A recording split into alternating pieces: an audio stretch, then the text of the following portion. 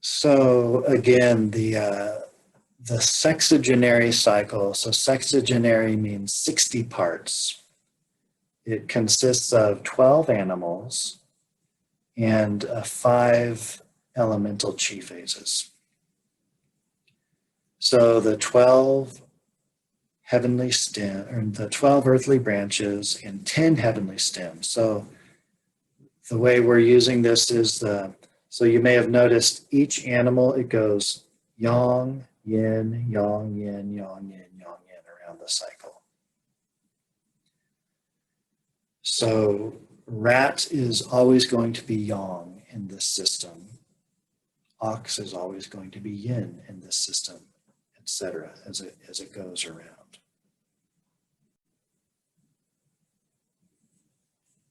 So each animal has its own native element.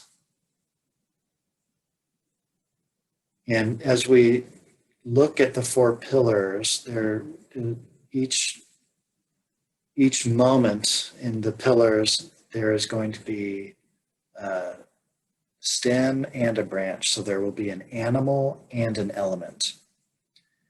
So depending on the combinations, so we have to look at, well, what is the quality of this element and what is the quality of this animal, and how are those both interacting to create one energy? And what is that energy like? Well, what is a wood rat?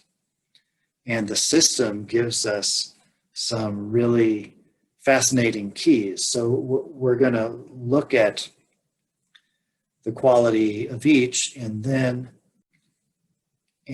we can obtain an amazing additional perspective by looking at corresponding hexagrams that a brilliant Neo-Confucian philosopher of the Song dynasty, who, I don't know how he developed these correspondences or discovered these correspondences,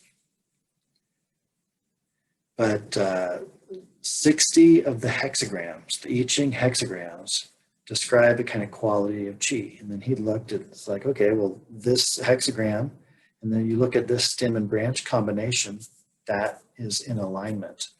It's kind of a resonance. So we have 60 signs in this. When you combine the 12 animals and the 5 elements, then you get these 60 hexagrams, not including what's called the 4 pillar hexagrams, which is pure heaven, pure earth, and then fire and water.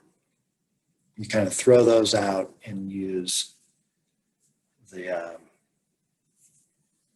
other 60 hexagrams. And so we end up, these are separate systems, but then they bridge.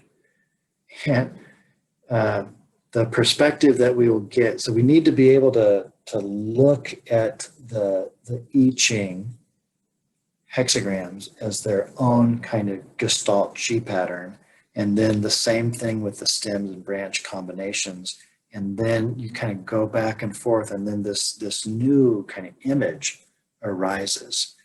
And then we will look at ourselves as it relates to that image, and some insight and perspective should